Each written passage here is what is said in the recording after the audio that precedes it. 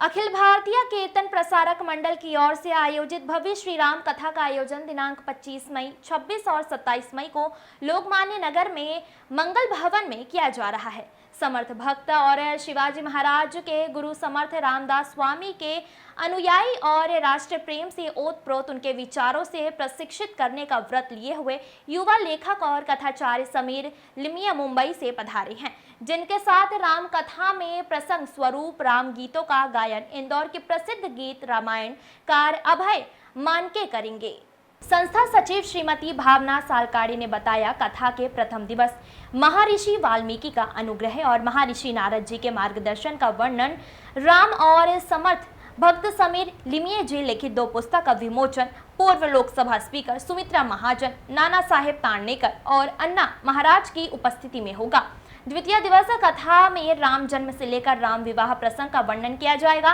वहीं दूसरे दिन उद्योगपति सदानंद वैद्य और अनिल जोशी की उपस्थिति में दीप प्रज्वलन के साथ शाम 5 बजे जन जन के मन में राम नाटक का मंचन होगा। साथ ही कथा के तीसरे दिन राम वनवास गमन, सुग्रीव भेंट, हनुमान सेतु बंधन, राम राज्य अभिषेक का सजीव चित्रण किया जाएगा। पावर पॉइंट प्रेजेंटेशन के साथ होने वाली राम कथा के मौके पर कथाचार्य समीर लिमिये जी ने कहा, आचार्य शुद्ध सात्विक धर्म पूर्ण हो तो राजगद्दी पुनः प्राप्त करने के लिए प्रयत्न नहीं करना पड़ता है। प्रजा को सर्वस्व मानने वाले राजा राम, जिनका चरित्र हमेशा ही हमें हमारे जीवन को मर्यादा में रह के चलने की प्रेरणा देता है।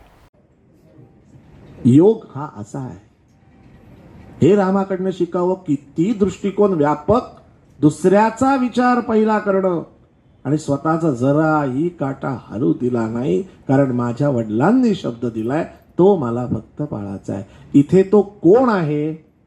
तो दशरथ नंदन आहे, तो राजपुत्र आहे आणि सीतेचा नवरा आहे। भूमिकेचं शीर्षक लक्षात ठेवा। लक्ष्मण काय बोलणार ह्या आर्ग्युमेंट पुढे? कारण बिनतोड आहे ते। रामराय, सीतामाई आणि लक्ष्मणराव तिघं वनवासाला निघाले। आता मधली मी कथा सांगत नाही, कारण त्या तुम्हाला माहिती आहेत। मला मूळ मुद्दे पुढचे आहेत, अत्यंत मोलाचे, जे अनेकांना माहिती नाहीत। आक्षेपांचं खंडन ज़्यादातर लोग जो है उन्होंने टीवी सीरियल में रामायण देखा है। अगर आप पूछेंगे कि रामायण कितने पढ़ा है, किसने पढ़ा है, तो ज़्यादा लोग नहीं रहते हैं। और यही पहली दुविधा है कि हमारे जो ग्रंथ है, जिसे धर्म ग्रंथ कहना चाहिए, वो हर एक घर में होने चाहिए। इसीलिए राम जी जो है वही हमारे इंडियन आइडल होना चाहिए। हालांकि वो नहीं हो रहे और दूसरे कोई इंडियन आइडल हो रहे हैं, तो ये एक बात है। दूसरी बात, छत्रपति शिवाजी महाराज जी के जो गुरु है, हमारे संत रामदास स्वामी, जो मेरे सदगुरु हैं, उन्होंने उनकी 14 साल की उम्र में वाल्मीकि रामायण उन्होंने खुद के हाथ से लिखी हुई थी। उन्होंने जो उसकी जब पढ़ाई की, तो करते करते उन्होंने उनका आराध्य दैवत प्रभु श्री राम जी बताए हैं, जो आज अयोध्या में विराजित है। उसी से प्रेरणा मुझे मिली और फिर मैंने एक ऐसा तय कर लिया कि हमारी आगे की जो जनरेशन है, उन युवकों को भी ये पता होना चाहिए कि समर्थ रामदास स्वामी, छत्रपति शिवाजी महाराज, प्रभु रामचंद्र को अपनी आराध्य दैवत क्यों मानते हैं, हनुमान जी का महत्व क्या है, और सीता मैया ये कैसे एक अलग और बहुत ही बेहतरीन डायमेंशन है उसमें, कि वो क्यों भगवती है, उसे भगवती सीता कहते हैं। ये आज के युवाओं को पता नहीं है, तो ये पता उनको होना चाहिए। इसीलिए पावर पॉइंट प्रेजेंटेशन के साथ कर रहे हैं, क्योंकि आजकल कॉर्पोरेट स्ट्रक्चर चल रहा है, सबको ऑडियो विजुअल लगता है। तो यहाँ पे हम लोग एलईडी स्क्रीन लगा रहे हैं, उसके ऊपर कुछ अच्छे हम लोग ने पावर पॉइंट प्रेजेंटेशन बनाया है, और पावर पॉइंट प्रेजेंटेशन के साथ में मैं ये कथा करने वाला हूँ। इस कथा में हमारे साथ में अभय मानके जी है, जो सुप्रसिद्ध कलावंत है इंदौर के, जिनका खुद का गीत रामायण, उनका बहुत ही 4000 के ऊपर उन्होंने कॉन्सर्ट की है, तो वो मेरे साथ में है। तो थोड़े बहुत गाने भी हो जाएंगे, लेकिन गानों से भी आगे, जिसे हम लोग इंग्लिश में कहते हैं कि रामायण पढ़ो लेकिन बिटवीन द लाइन्स पढ़ो, तो वो बिटवीन द लाइन्स क्या होता है वो बताने का मेरा छोटा सा प्रयास है, जो मैं इंदौर में कर रहा हूँ। बच्चों को अच्छा सुनना है, बताने वाले कोई नहीं है, ये प्रॉब्लम है। क्योंकि उनके पास जो माध्यम है, वो वेब सीरीज़ देखते हैं, नेटफ्लिक्स पे जाते हैं, कुछ भी कुछ देखते हैं, वहाँ पे जो देखना चाहिए वो उनको देखने को मिलता नहीं है। मैं ऐसे नहीं कहूँगी कि वो देखते नहीं है, उपलब्धता ही नहीं है वहाँ पे, तो वो करनी है तो पहले उनको यहाँ खींचना, ये बहुत बड़ी बात होती है।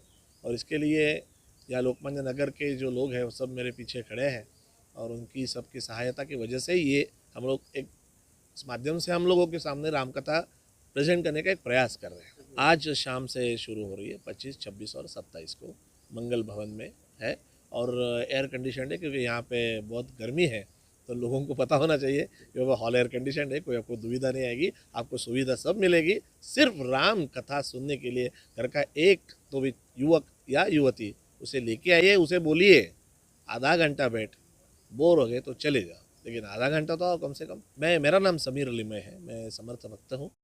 श्री राम श्री राम श्री राम।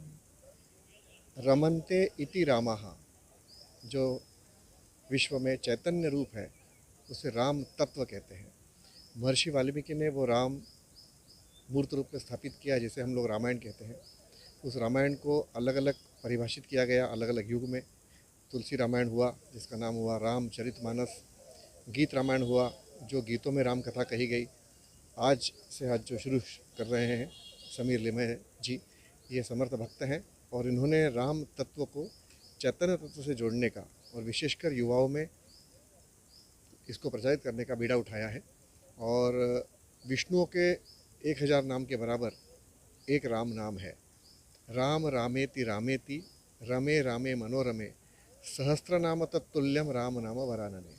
वो कैसे होगा वो हम 3 दिन सुनेंगे। बहुत बहुत धन्यवाद। मैं अभय मान के।